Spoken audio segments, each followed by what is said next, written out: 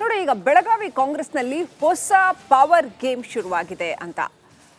ಈ ಹಿಂದೆ Congress versus BJP ಯಾರು ಬೆಳಗಾವಿಯ ಪಾರುಪತ್ಯ ಹಿಡಿಯೋರು ಅನ್ನೋ ಮಾತಿದ್ರೆ, ಈಗ ಹಾಗಲ್ಲ, ಕಾಂಗ್ರೆಸ್ ವರ್ಸಸ್ ಕಾಂಗ್ರೆಸ್ ಅನ್ನುವಂಥ ಪರಿಸ್ಥಿತಿ.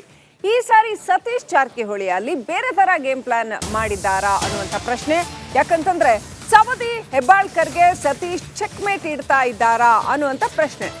ಸತೀಶ್ ಜಾರಕಿಹೊಳಿ, ಈಗ ನಮಗಿರುವ ಮೂಲಗಳ ಮಾಹಿತಿ ಪ್ರಕಾರ ಸತೀಶ್ ಜಾರಕಿಹೊಳಿ ಅಶೋಕ್ ಪಟ್ಟಣ್ ಹಾಗೂ ಕೌಜಲ್ಗಿ ಪರ ಬ್ಯಾಟಿಂಗ್ ಮಾಡ್ತಾ ಇದ್ದಾರೆ ಅಂತ ಹೇಳಲಾಗಿದೆ. ಹಿರಿಯರಿಗೆ ಆದ್ಯತೆ ನೀಡಿ ಅಂತ ಹೇಳಿದ್ದಾರಂತೆ ಸತೀಶ್ ಜಾರಕಿಹೊಳಿ.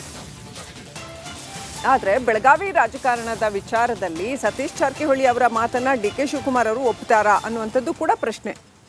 ಅಲ್ಪಸಂಖ್ಯಾತರ ಕೋಟಾದಡಿ ತಮ್ಮ ಪ್ರಭಾವ ಮತ್ತಷ್ಟು ಕಡಿಮೆ ಆಗುತ್ತೆ ಅನ್ನೋ ನಿಟ್ಟಿನಲ್ಲಿ ಅವರು ಈ ಒಂದು ಒಲವನ್ನು ತೋರಿಸಿದ್ದಾರೆ ಅನ್ನೋ ನಿಟ್ಟಿನಲ್ಲಿ ಇರುವಂಥದ್ದು. ಜೊತೆಗೆ ಈ ಇಬ್ಬರು ನಾಯಕರಿಗೆ ಏನಾದರೂ ಸಚಿವ ಸ್ಥಾನವನ್ನು ಕೊಟ್ಟಿದ್ದಾದರೆ ಇಲ್ಲಿ ಮತ್ತೊಂದು ಪವರ್ ಸೆಂಟರ್ ಆಗುತ್ತೆ. ಆ ನಿಟ್ಟಿನಲ್ಲಿ ಬೆಳಗಾವಿ ಜಿಲ್ಲಾ ರಾಜಕಾರಣದಲ್ಲಿ ಮತ್ತೊಂದು ಪವರ್ ಸೆಂಟರ್ ಆಗೋದ್ರಿಂದ ಜಾರಕಿಹೊಳಿ ಕುಟುಂಬ ಇರ್ಬೋದು ಅಥವಾ ಸತೀಶ್ ಜಾರಕಿಹೊಳಿಯವರಿಗೆ ಇದು ಮತ್ತಷ್ಟು ಹಿನ್ನಡೆ ತರುತ್ತೆ ಅನ್ನೋ ನಿಟ್ಟಿನಲ್ಲಿ ಚರ್ಚೆಗಳು ಕೂಡ ಇರೋದು. ಹಾಗಾಗಿ ಹೈಕಮಾಂಡ್ ಒಲವು ಯಾರ ಕಡೆ ಇರುವಂಥದ್ದು. ಜೊತೆಗೆ ಡಿ ಕೆ ಶಿ ಅವರು ಮತ್ತೊಂದು ಪವರ್ ಸೆಂಟರ್ನ ಕ್ರಿಯೇಟ್ ಮಾಡ್ತಾರ, ಸತೀಶ್ ಜಾರಕಿಹೊಳಿ ಅವ್ರನ್ನ ವಿರೋಧ ಕಟ್ಕೊಂಡು ಇಲ್ಲಿ ಮತ್ತೊಂದು ಪವರ್ ಸೆಂಟರ್ನ ವಿರೋಧ ಮಾಡ್ತಾರ ಅನ್ನೋದನ್ನು ಕಾದು ನೋಡ್ಬೇಕಿರುವಂಥದ್ದು. ಆ ಸಾಧ್ಯತೆ ಕೂಡ ಕಡಿಮೆ ಅನ್ನೋ ನಿಟ್ಟಿನಲ್ಲಿ ಹೇಳಲಾಗ್ತಿರುವಂಥದ್ದು. ಯಾಕೆಂದರೆ ಇಲ್ಲಿ ಸತೀಶ್ ಜಾರಕಿಹೊಳಿ ಅವ್ರನ್ನ ಎದುರು ಹಾಕ್ಕೊಂಡು ಇಲ್ಲಿ ಏನು ಬೆಳಗಾವಿಯಲ್ಲಿ ಸತೀಶ್ ಜಾರಕಿಹೊಳಿಯನ್ನು ಬೆಳಗಾವಿಯಲ್ಲಿ ಎದುರು ಹಾಕ್ಕೊಂಡು ಡಿ ಕೆ ಶಿ ಅವರು ಬೇರೆ ನಿರ್ಧಾರವನ್ನು ಕೈಗೊಳ್ಳೋದು ಕೂಡ ಕಡಿಮೆ ಇರುವಂಥದ್ದು. ಹಾಗಾಗಿ ಅಳೆದು ತೂಗಿ ಇಲ್ಲಿ ಡಿ ಕೆ ಶಿ ಅವರ ಅಥವಾ ಹೈಕಮಾಂಡ್ ಒಂದು ನಿರ್ಧಾರವನ್ನು ಕೂಡ ಕೈಗೊಳ್ಳುತ್ತೆ.